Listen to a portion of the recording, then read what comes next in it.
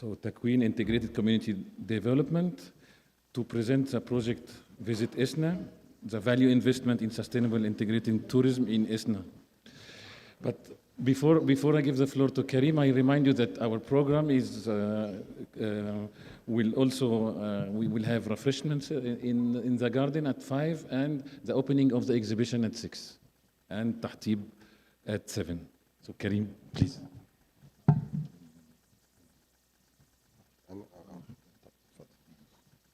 Just to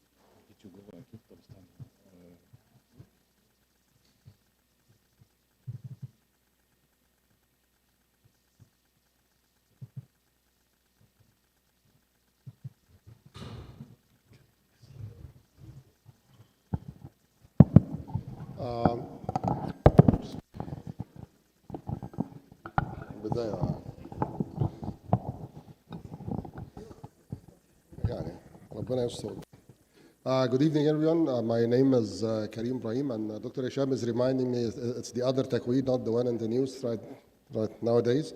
So we've been around for almost 15 years working in the field of integrated urban development. So it's basically our interventions are mixing between physical, social, and economic development. And Esna is one of our major intervention areas, so that's why we're presenting this project today. So first, I'd like to thank Ifao for this organization and invitation and organizing this day on Esna, and especially Amr, who actually came up with the idea of like putting together all the efforts of everyone who worked in this city and continues to do work there. Second, I'd like to thank the Ministry of Tourism and Antiquities, because without their support, nothing would have been possible. We have been very generously supported by the ministry in whatever intervention we had so far, whether in Islamic antiquities, Egyptian antiquities, or even larger programs that are related to tourism promotion and development. Third, I would like to thank the people of Esna themselves, whom we have like a lot of them attending with us today. We're proud of having this partnership with them for the past almost like 10, 15 years so far. And it's been a very long journey where we became ourselves like feeling part of this beautiful city. And last, I would like to thank my colleagues. Actually, we have like more than 100 people who have worked on this project, and basically without whom this effort would have never been, would have never reached this point. I like the word total history of Esna because it actually presents something that we found in this city when we came to know it in 2010. So our relationship with Esna began in 2010 or even 2009, so almost 15 years ago. It was an invitation from the Egyptian government to develop an urban upgrading plan for the city center of Esna. So whoever commissioned us with this mission, he knew that we can work on developing integrated programs of intervention, and basically had also a sense of these multi-layers of history of Esna, which is something that's very unique to this city.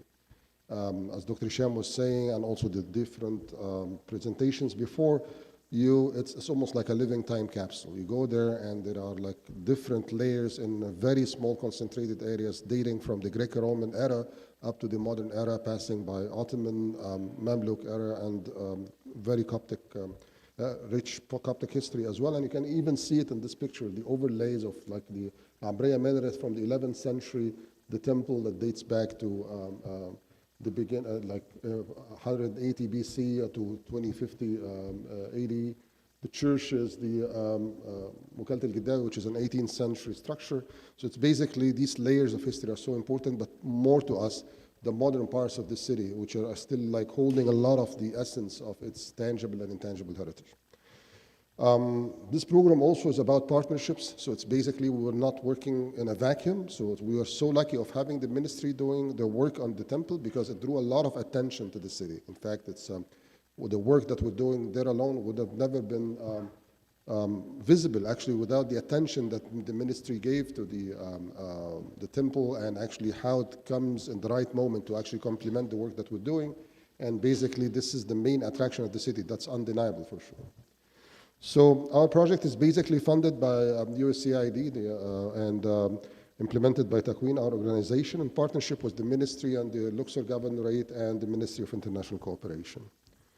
So when we say Esna is a historic city, it's something that we have worked with partners for almost a decade to come to this moment to say it's a historic city. It's basically the concentration about Esna was about the temple, even though it was in a very dilapidated condition.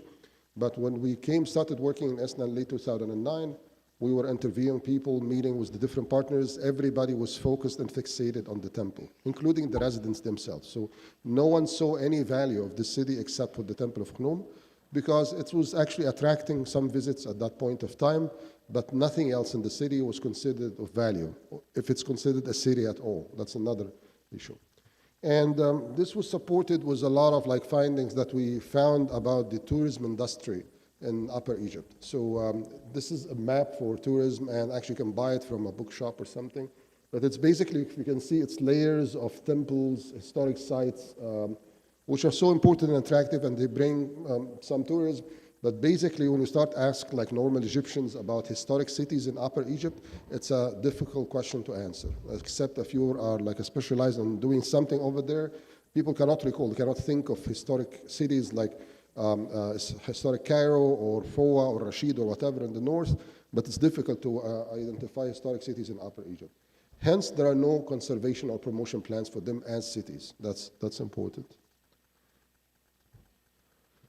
However, Esna is a historic city par excellence. It's actually, if you look at these pictures of the early 20th century, you can see on this overlapping of different layers of history, they're still there. It's a history almost entirely built in mud bricks. It's basically, that's the nature of the region over there.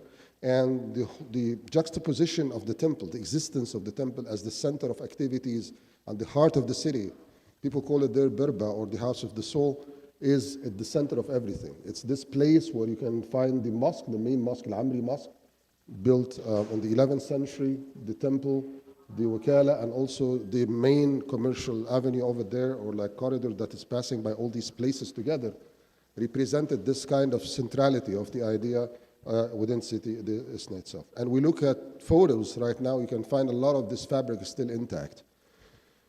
So when we were commissioned to work there, we started seeing, okay, it's not only the temple, there are many other layers that we need to look at. So it's basically, we had the Greco-Roman era, we had a very rich Coptic era because Esna has been an important part of the Roman persecution era.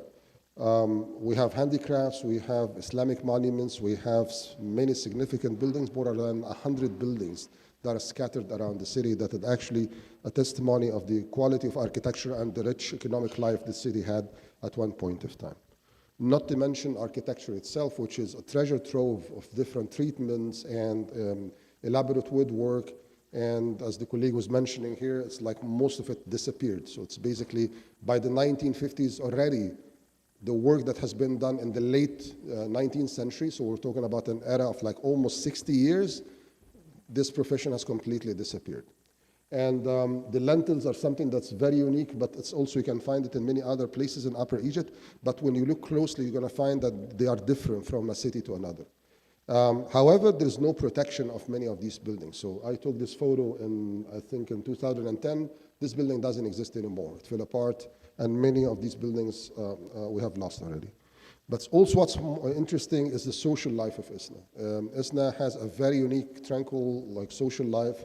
And people are so proud of the traditions of this commercial life of the city, maintaining their attire and classical way of life. It's something that people appreciate when they visit the city.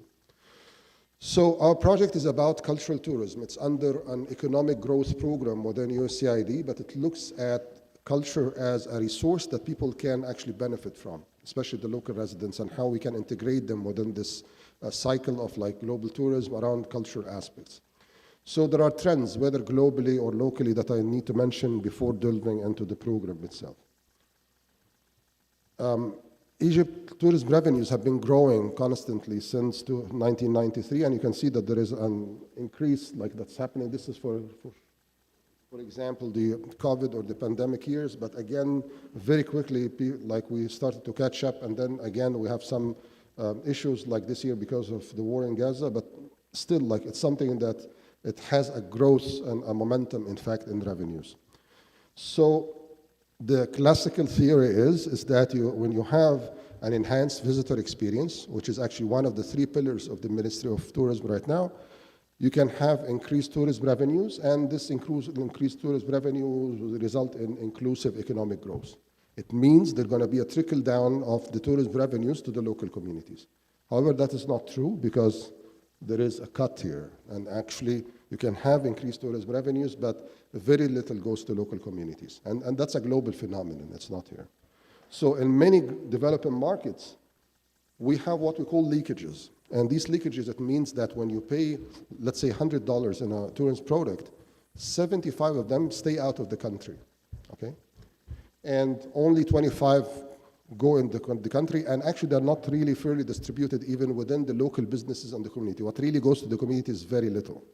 Some figures in the Egyptian case, they estimate this figure going up to 86% leakage. So only 14% of each $100 spent on tourism stay within the country. So it basically is something that destroys the local economy. In fact, it consumes your resources, but never gets back the revenues actually that you anticipate to maintain and manage this kind of very rich heritage.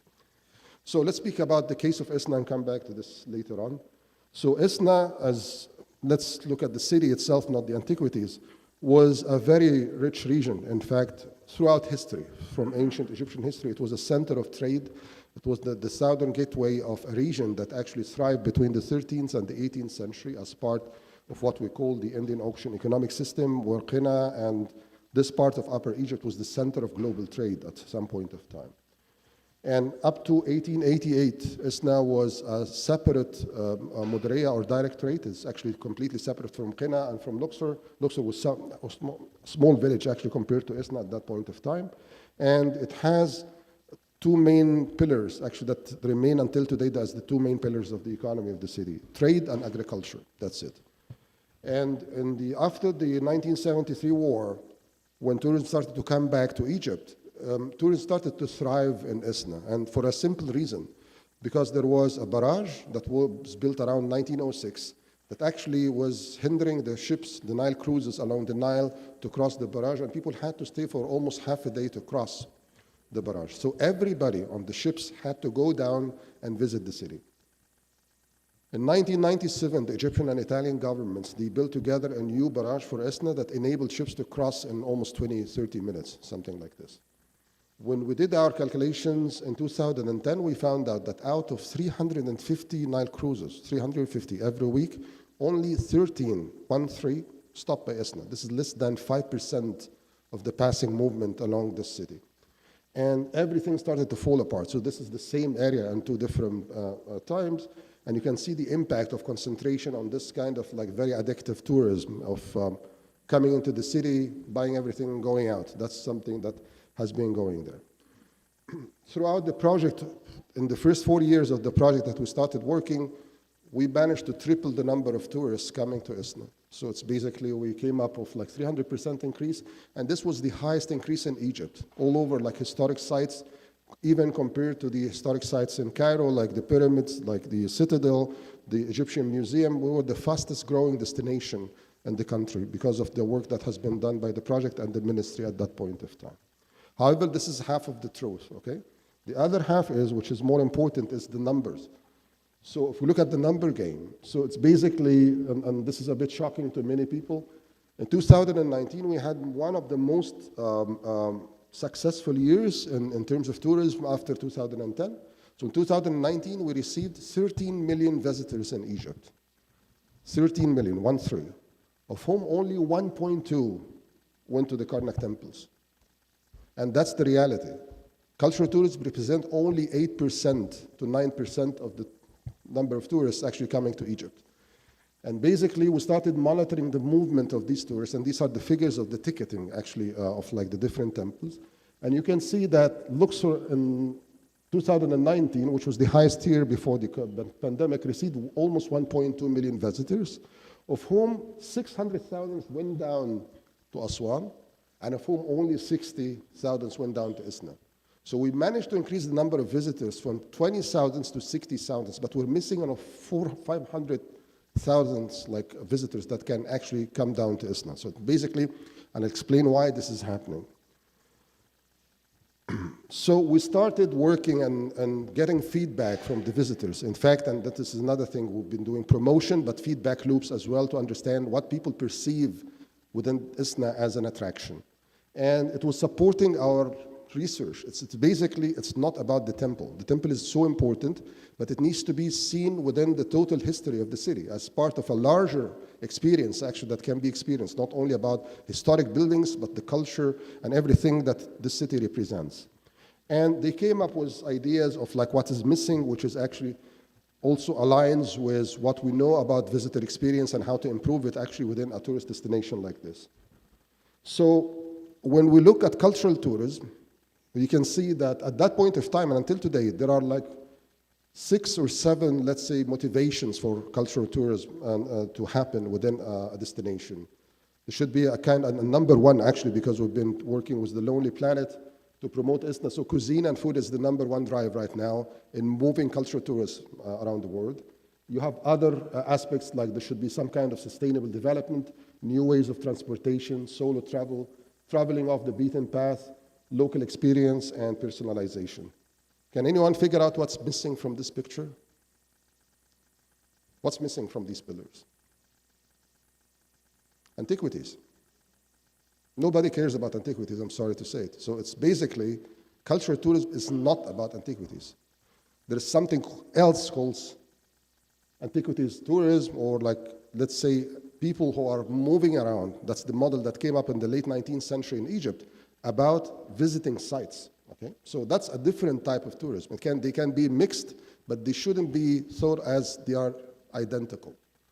Egypt is lucky of having both, in fact, but you can have a complete cultural tourism experience without having a single monument. That's how the world and like the tourist movement is going around. So it's basically, we're lucky in Egypt that we have, on top of that, significant like antiquities and significant buildings.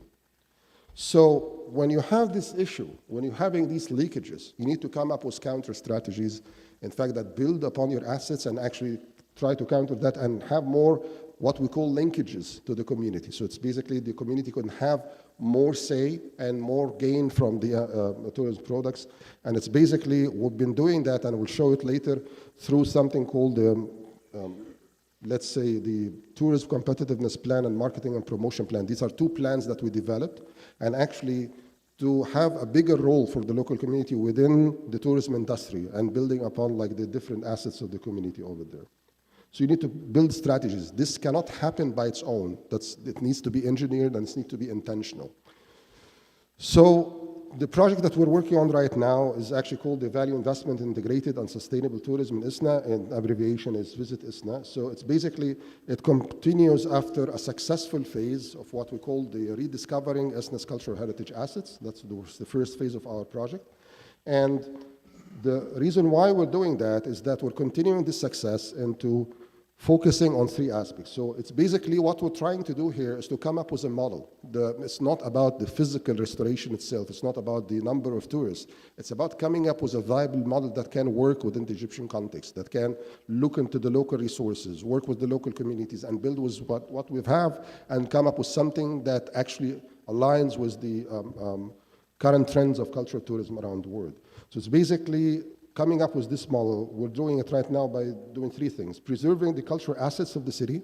And when we're talking here about cultural assets, we're not talking about buildings. We're talking about buildings, but also intangible heritage assets.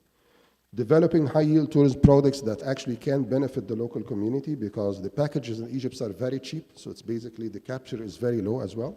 And third is to promote the city as a unique and prime tourist destination. So our strategies are not based on numbers. We're not focusing on numbers. We're focusing on what we call immersive experience, where people actually interact with the local community and spend more money into the city. So you can have 1 million visitors, but they spend nothing. And unfortunately, that's the case with many tourists coming to Egypt, is that the level of expenditure is very low, except for a few exceptions that are taking place.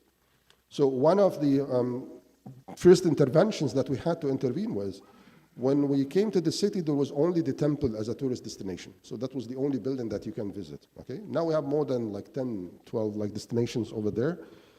And one of the very first buildings that we had to deal with was the Caravanserai of Al-Giddawi, or Wakalat Al-Giddawi, which was actually presented in the previous session. And it was listed as an antiquity in 1950. And it remained closed for a very long period of time. It was occupied by the carpenter, the guy that you saw in the photo, a coffee shop, and a local like school and whatever, but it's basically never served as an antiquity until it was like dilapidating. And when we came there, the building was in a very bad condition, but it never worked as a site that can be visited by the public. So one of the major issues we had to deal with is that the structural decay of the building, so it's basically the dilapidation. We had the complete facade that was split from the entire building and moving towards the temple. We had, from a previous era, concrete slabs on top of a mud brick building that is actually taking the entire building down. We have lost the entire roof of the upper floor, so it was very dangerous actually accessing the building. And this was the condition on many of the rooms. So it's basically, we have the entire, like one of the staircase that collapsed. This is the kind of cracks that we had separating like the building, from the different parts of the building from each other. And we had to deal with a mud brick building with different layers of restoration, including concrete, cement, and so on. So we had to remove of all of that.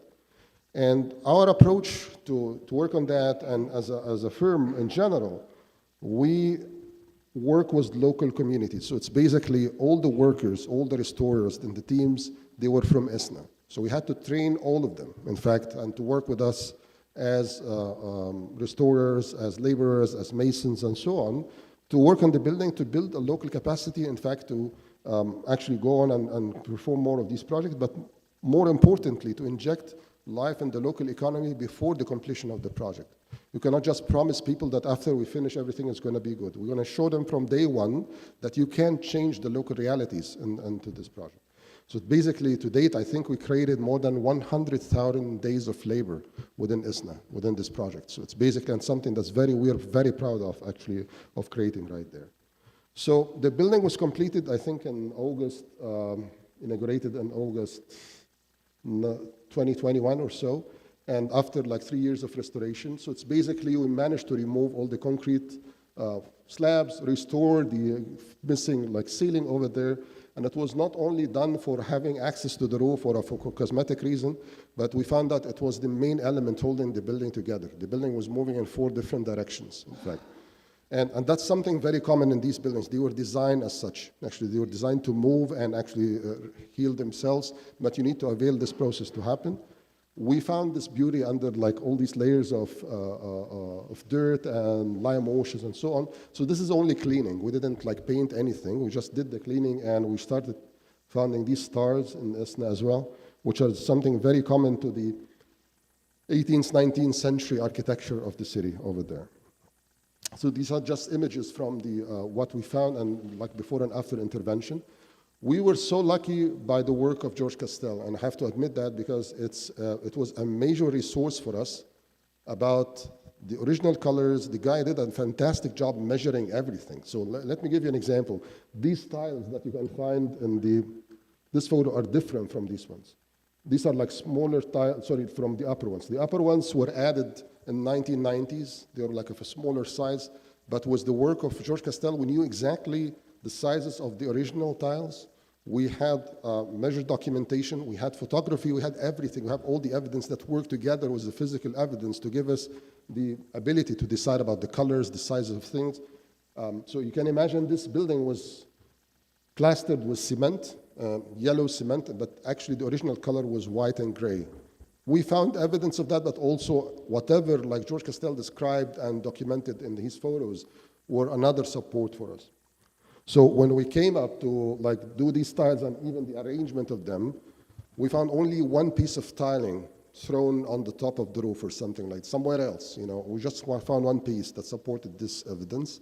We had to reintroduce the technique. It's a Roman technique that actually you can find in the back of the temple, but it's been living there in Esna for almost like 2,000 years. We found even the same people who can be able to reproduce such tiles, not from the Roman times for sure, but it's actually, we worked with them into reproducing the new tiles. The building now is equipped with all the facilities to make it a center for visitation and as a community center, and also a visitor center as well, to actually receive visits overnight. The same we're doing with the ministry to make the temple visited at night, because this is more appealing to ships and cruises that stay overnight in Esna, so we can have a night program in the city. And now it's a place for like people to come and enjoy this history of the city, understand it's like the nature of its commercial activities that was happening there. One of the things that we've been challenged with are we had very scattered information or data about the other buildings of Esna. There is plenty of stuff on the temple and some of the buildings over there, but things like the Wakkala or like other buildings, we had to dig into history to come up with narratives and actually to understand the role of this building and actually its connection to Hassan Bek al-Gaddawi. Because there is a contradiction between the date that George Cristal is describing as the construction date of the Wakkala and the existence, the very existence of Hassan Bek al-Gaddawi. There is almost 100 years of difference. That's a long story, but we can say it later. But more importantly for us are the schools and the public visitation programs. The Antiquities inspectors now, they run a whole like community awareness program where like we receive visits from schools, from the community members and so on. And it's a center now for attracting people not only from Esna, but also from other cities like Luxor and so on. One of the things that we have done with the ministry as well is to work on site management plans for a place like the Wakkala and also the temple. Right now we're going to work with them and the colleagues here to think about the management issues and the management aspects. And we managed to ratify the first management plan for the building itself to be actually operated as a visitor center and is to receive this kind of cultural activities and to test them on site as well.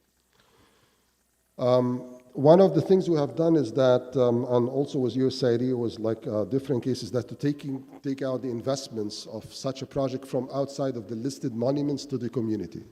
So basically, we started to identify areas and places where there is some kind of appreciation by the community. One of them is the covered Qisariya market, which is facing the Wakkala, and it is one of the very few remaining examples of these covered street markets that had its original fabric. So it has the wood cover, it had the mud brick walls all around. So basically what we did is that we started looking at the market and how to revive it as a place for the community itself. And the problem we had is that we had electrical cables, these wooden coverings were completely dried out, they fall on the electrical cables, and then we had fires and incidents and so on, so we replaced the upper part.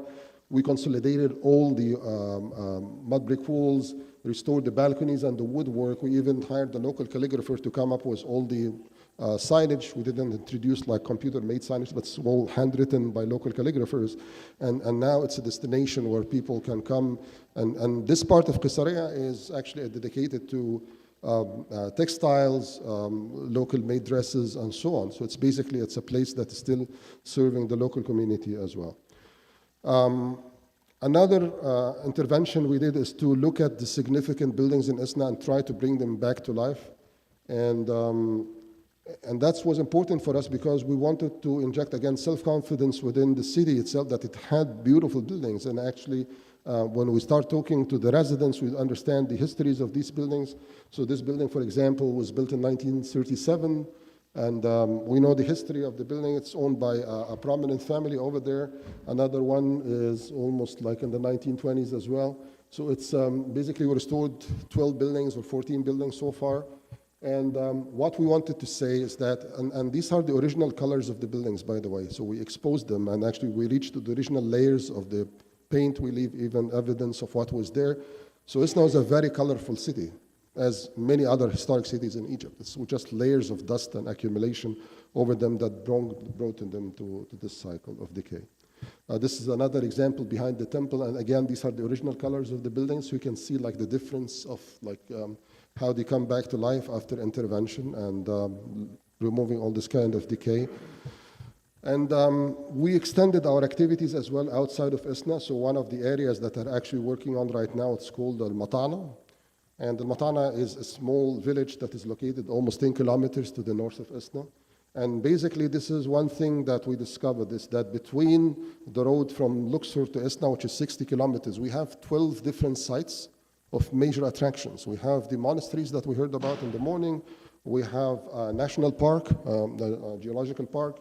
We have mansions of this. So this was built by Khedive Tawfiq in 1880, which was a guest house for the royal family. And this place is a treasure, actually, because it has a concentration of industrial, rural, and residential buildings that were owned by the royal family, mostly developed around 1880 to 1882. So we have 3 water pumps that still operate until today from 1880. We have the guest house, we have another mansion, so we're restoring one of them to become like a small boutique hotel and an area for activities as an actually starting point to develop the entire area around it. If you read the books about Esna, there are like people are complaining from mainly the shopping experience over there. So people are harassed within the bazaar area, and it's something that's one of the worst experiences you can ever have, and one of the hindering points of like people coming into the city. So we started to flip that and actually work on both the physical and the social and economic parts of development over there to make this of a more an enjoyable experience over there. So one of the things is that we're developing right now the Bazaar Street. So it's basically we're adding new sheds over there, but it's under construction right now. And we're starting looking at shopping as part of an entire experience that people can have. So there is a methodology that we have used. It's called value chain mapping for cultural tourism activities. And basically it was implemented in Egypt, I think around 2021 or something, but on the national level. It was never done on a local destination. So we took the methodology and we implemented it in Esna, and this is the first time to be implemented in a local destination. And it's basically things of like how you decide to go to Esna, for example, and not Ifao or whatever. Like from the very moment you decide going to this destination, what would you do? Whom would you call? What type of transportation you would take, the experience you're having there, the meals you would have. So looking at accommodation, food and beverage, handicrafts, tourism assets in the city, supporting activities if there is a hospital or whatever. So one of the stupid things, for example, Esna didn't have until very recently an ATM machine. So people would go there, they cannot like actually extract money out of a bank. Luckily, we have this like right now. We have a big hospital that wasn't there before. So it's basically we look at all these like journey of a tourist, what they go through, whether Egyptian or domestic or like international, whatever, whoever decides to come to Esna, what they go through. And what are the gaps? So you can see there are gaps in everything. So these like gray areas are all missing. And don't be surprised, these gaps exist in many other cities as well. But basically we wanted a methodological way to approach our investments within the economic sector over there. So based on that, we developed what we call the incentive program, which is basically incentivizing interventions and individuals who are aspiring to improve their offerings, actually, for tourists coming to Esna. So before we intervened, we had only visits to Esna ranging from 30 minutes to 1 hour. That's the maximum time you could stay in Esna. But looking at these aspects and very like deliberately investing in small interventions, aquaculture interventions that actually would lead to improving this experience, it paid a lot. So basically, we started looking at accommodation. So this was a small hotel, like so almost like 7 or 8 rooms, serving mostly government employees or people like. So we started adding 1 or 2 rooms for visitors. So it's basically these are like very small interventions. At that point of time, that would cost us almost like $300 to $400 to like move from here to there. So this was an intervention of 1 day to shift the room from here to there. Gastronomy is a big thing, so we started like doing a lot of research, but it was leading us nowhere. So people were not like open about the, let's say, the recipes, the different types of like food that they're having. So we started to go differently, and we announced a food competition, and for local women over there. And it was, we didn't expect the success because it became like the big news in the city. So we had dozens of women and families coming to our office, enlisting to this competition, and I think we had more than 30 or 40 competitors in the first phase. They were then brought down to 12 or 13 competitors in the second phase, and we had only one condition, is that they prepare a 3-course meal from Esna's heritage. We don't want to have macarona bil bechamel or frach benet or whatever, nothing, or pizza, nothing. We need something local, okay? And when we did that, we managed to document more than 20 recipes that are not even known in Luxor. So it's like, they are very local to Esna. And actually with this kind of competition, we managed to build a women kitchen. So the winners of this competition now are like having their own kitchen actually and their own restaurant where they can actually present this type of food to the city visitors. So it's basically something that really worked very well. And we've been supporting them was professional chefs, so people working on hygiene, like presenting food. So it's all like this kind of experience. So they can have something that's professional, but also based on the local heritage that they have. And one of the major things we did is that we managed to document these recipes for the first time because they were not documented before.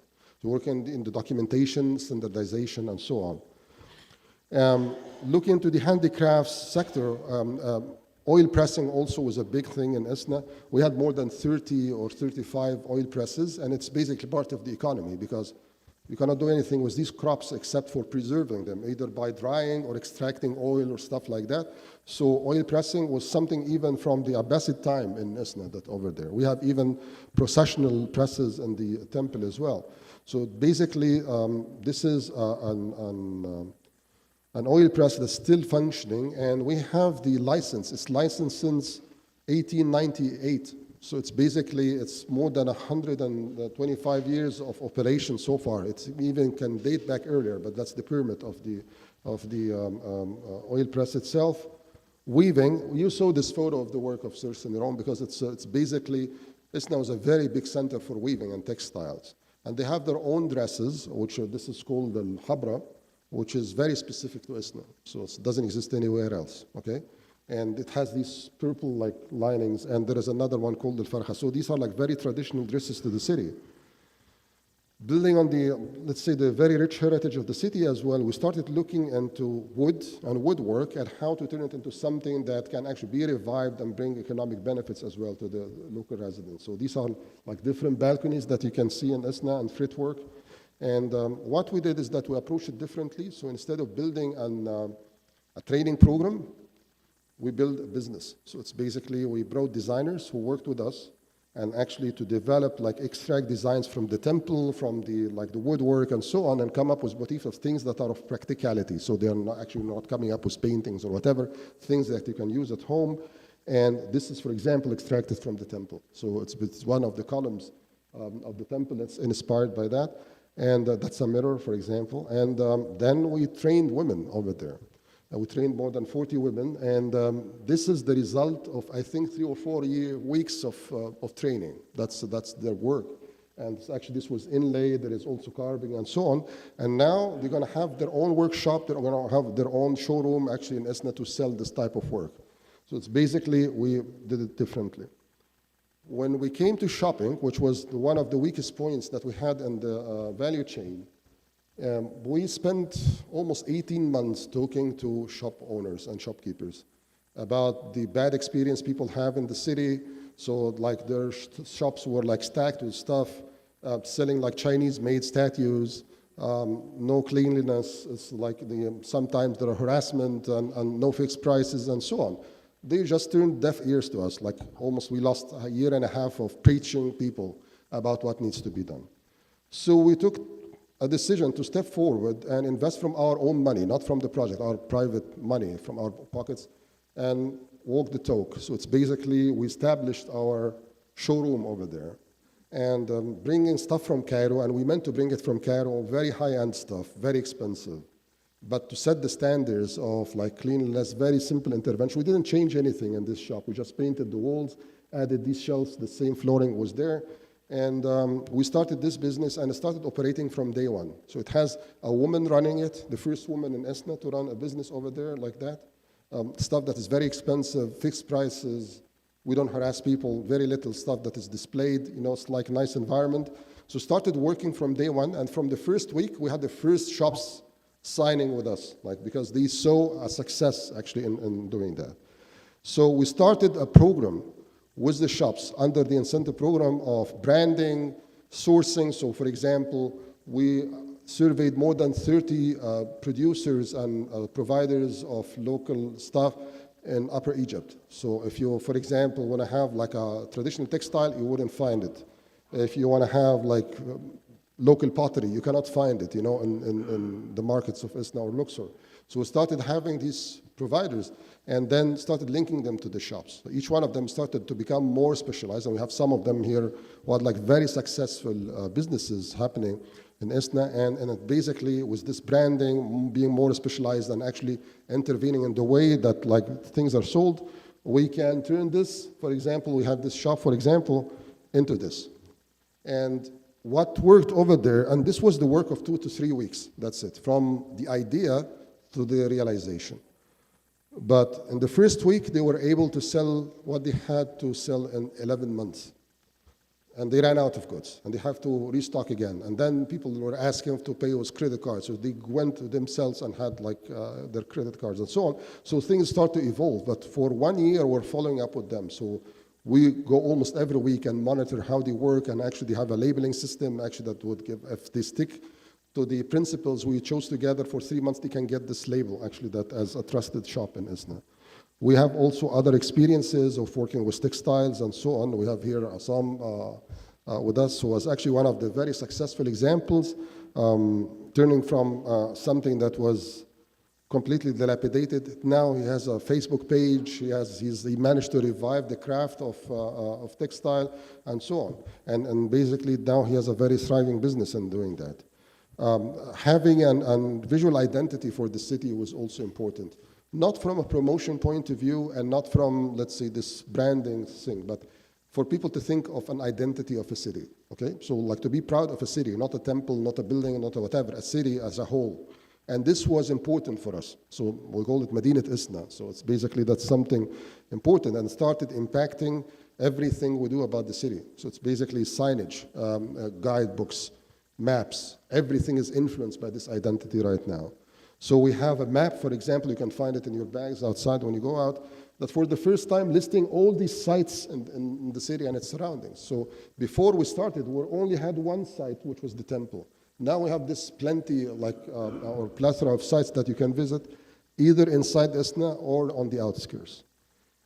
So we use digital tools as well. For example, we started inserting the different destinations, all of this to enable what we call independent tourists to go to Esna and start to explore it rather than organized tours, which is something that we don't encourage a lot.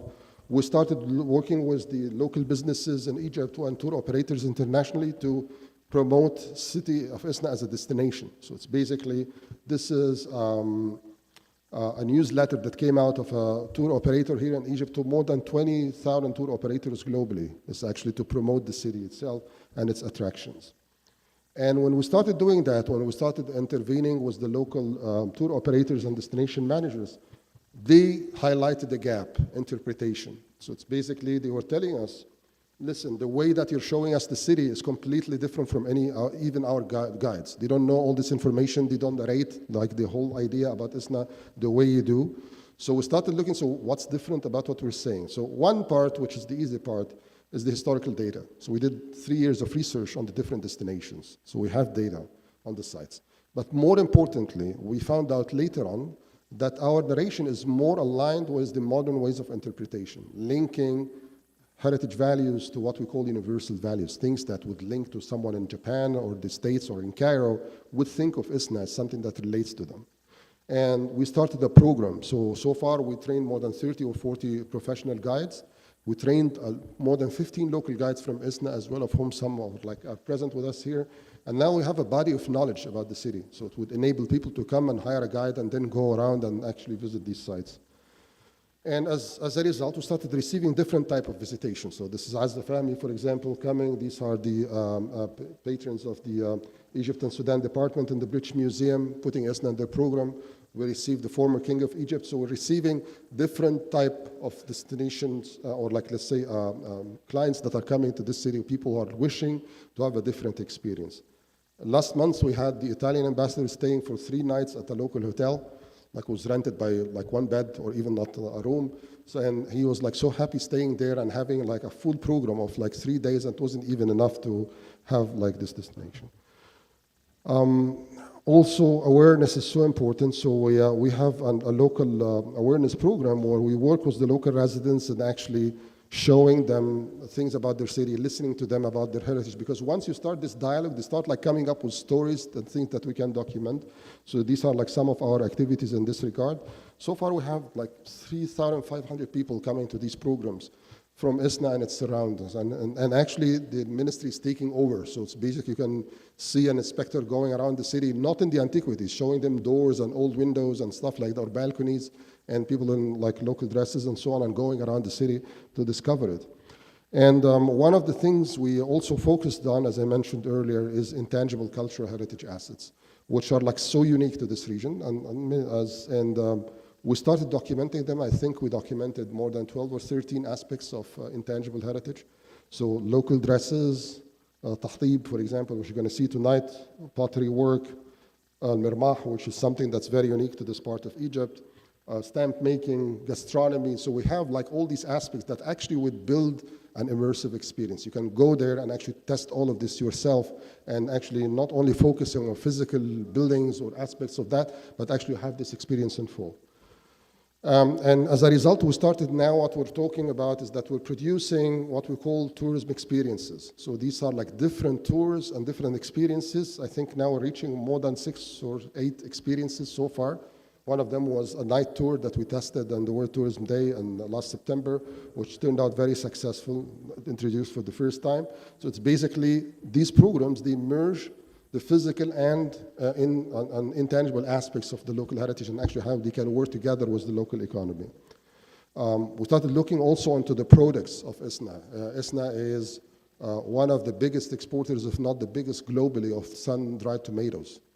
Egypt exported last year 900,000 tons of dried tomatoes, and it's the #1 exporter of dried tomatoes globally. Italy actually exports from us. And Esna is the largest, in fact, in terms of production and quality as well.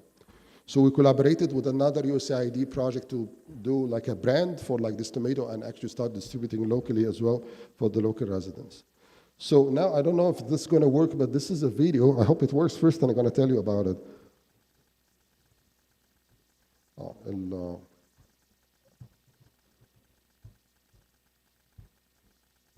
Amber, can you help me with the sound, please?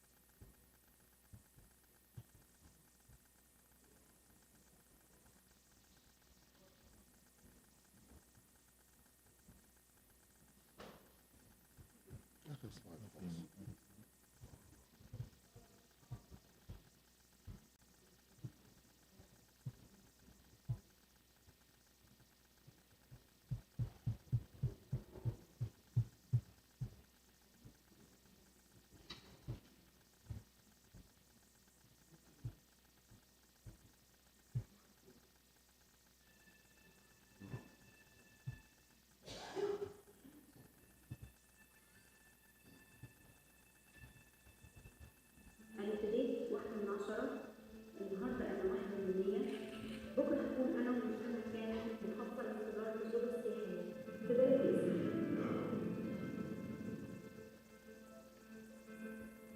أنا اسمي إسنا. أنا كنت بشتغل من 6 سنين متطوعة في مشروع تنشيط السياحة. المشروع كان بيستهدف فئات من المجتمع. أنا عندي قناعة إن إحنا كمجتمع اللي هنخلي المكان بتاعنا ينهض. يعني احنا لو احنا ما عملناش ده ونشرنا الثقافه بتاعتنا محدش هيعمل ده. اسنا بلد مهمه تاريخيا، هي بتجمع اكتر من عصر او اثنين او ثلاثه في نفس المكان. عندنا المعبد مثلا عصر الرقمي، عندنا المدينه الفاطميه، عندنا الوكاله عصر العثماني، عندنا التراث المادي اللي انا كنت بحكي عنه، وعندنا التراث غير مادي. عندنا اختلاف في الزي بتاعنا، عندنا اغاني ومواويل، وعندنا مناسبات واحتفالات. ده بيخلي اسمنا بالنسبه لي انا متحف مفتوح لاي حد يشوف فيه تراث مادي وغير مادي مختلف. احنا مجتمعنا كان صعب جدا يتقبل ان اي سيده تشتغل في بازار سياحي، بس انا جربت ووقفت، كنت اول سيده اشتغل في بازار سياحي، وبعدها اصبحت البازارات معظمها فيه سيدات. كان بالنسبه لي الموضوع تجربه حلوه خالص. يعني انا برضه السيد ده كان عندي وما اشتراش، بس هو فكره انه يقعد ويحكي معايا، بيكونوا حابين يسمعوا حكايات عن التراث بتاع المدينه، بيكونوا طالعين مبسوطين. ده بالنسبه لي حلو حتى لو ما اشتراش. احنا عندنا 6 بازارات اشتغلوا بنفس الجوده ونفس المنتج المصري ونفس الاسعار الثابته اللي احنا بنحطها، بيبقى فيه خدمه افضل وبيبقى فيه معامله افضل بالنسبه للسائح. كان في توسع لخدمات ثانيه، كان عندنا مثلا المطاعم، الفكهه، الفنادق، وده تحسين التجربه السياحيه. اكتشفنا ان جزء من التجربه السياحيه الاكلات، خاصه ان احنا في بلدنا عندنا اكلات متميزه، ومن خلال المشروع اكتشفنا اكثر من 25 اكله مميزه، حتى اسمها مميز. عندنا الحلو والخماره والنسريه، وفي اكلات انا عن نفسي اول مره اسمع عنها. بعد ما السياح بيجوا المدينه ويلفوا في الاماكن التراثيه وياكلوا اكله اسيويه، طبعا عايزين نبيع، واحنا ما عندناش اي مكان نبيع. من خلال المشروع في حد اقتنع، وحاليا بجانب المكان في خدمات كويسه مناسبه للسياح عشان التجربه السياحيه تستمر. مع المشروع بدأنا حلو وكمجتمع مستمرين.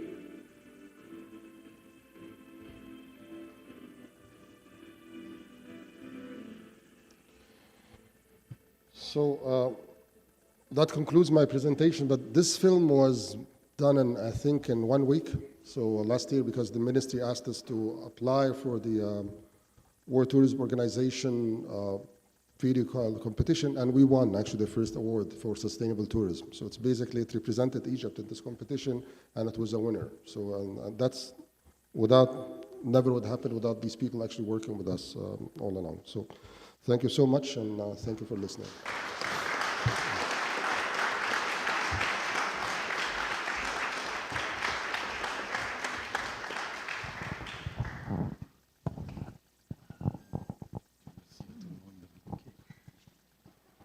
Okay, just a few words to conclude this session. I'm very grateful to everybody for having been there, for attending this session, for all the speakers that show so much about the Esna city. And I can see, good luck to all the attempts to give back this luster to this nice city. Thank you very much to everybody.